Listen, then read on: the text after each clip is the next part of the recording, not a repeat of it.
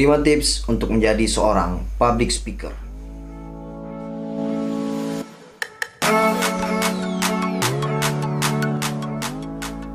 Nice. Untuk menjadi seorang public speaking, ada 5 tips yang akan saya bagikan untuk teman-teman pada hari ini. Yang pertama adalah niat dari hati. Ya, yang pertama adalah niat dari hati. Kenapa niat dari hati? Iya, karena niat itu ya dari hati. Memang harus dari hati gitu. Maksudnya gini, niat memang memiliki, teman-teman memang memiliki niat dari dalam hati ingin menjadi seorang public speaking gitu loh. Sesuatu yang disampaikan dari hati maka akan sampai ke hati gitu.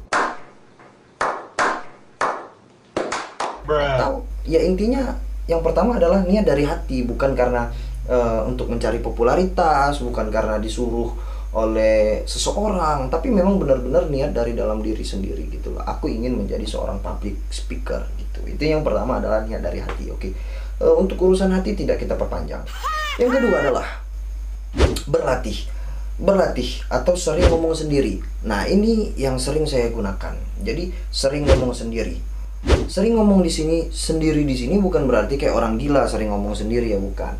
Tapi cara yang sering saya pakai itu seperti ini. Misalnya di dinding ini ada sebuah tulisan narasimu menuntut validasi.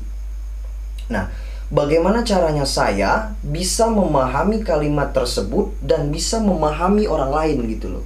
Jadi pemahaman yang kita pahami itu tidak stop di diri kita sendiri, tapi ada orang lain yang harus kita berikan pemahaman tentang pemahaman yang kita pahami gitu loh. Paham nggak nih?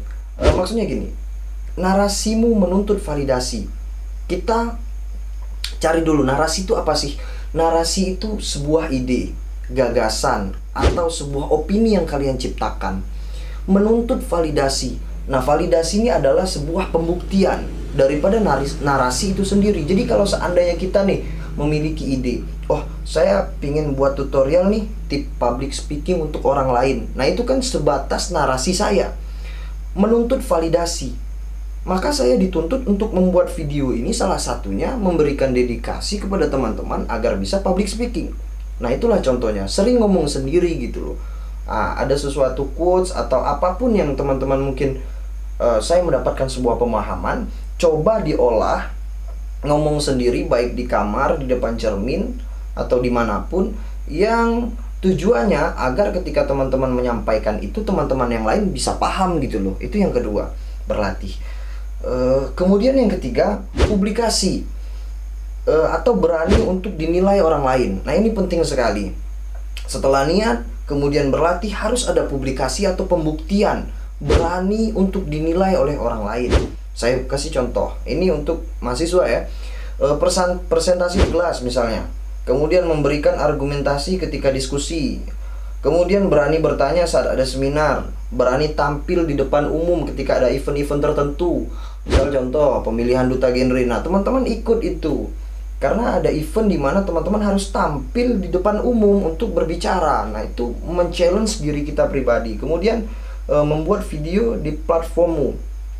Nah, zaman sekarang sangat mudah sekali, enak sekali bagi kita para kaum milenial karena kita sudah punya media, punya Facebook, Twitter, Instagram, YouTube dan lain-lain gitu kan.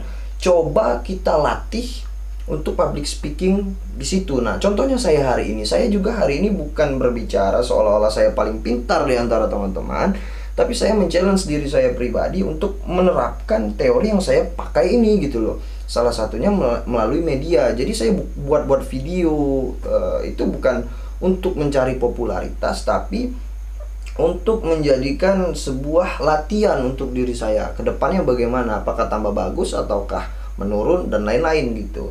Nah, jadi teman-teman jangan takut untuk dicibir oleh orang lain, dihujat ketika salah.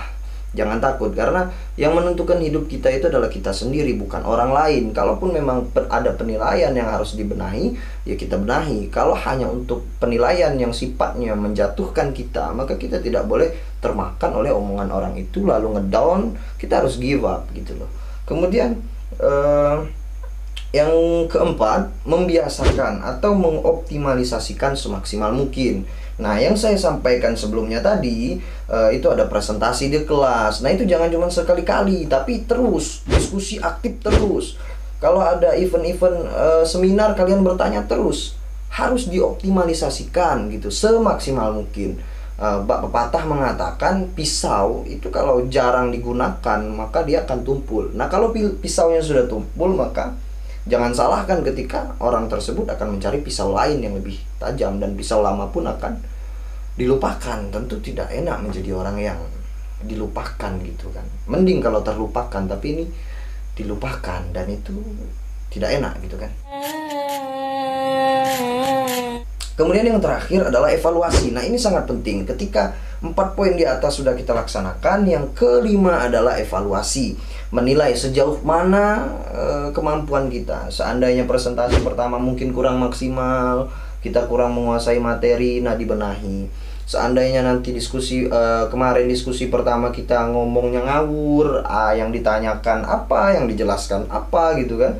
Maka jangan menyerah. Evaluasi untuk membenahi diri ke depannya agar lebih baik. Nah, insya Allah ketika 5 tips ini sama-sama kita terapkan, salah satunya hari ini saya menerapkan 5 tips ini untuk mempublikasi daripada bagaimana cara saya menyampaikan pesan ini, apakah tersampaikan kepada teman-teman.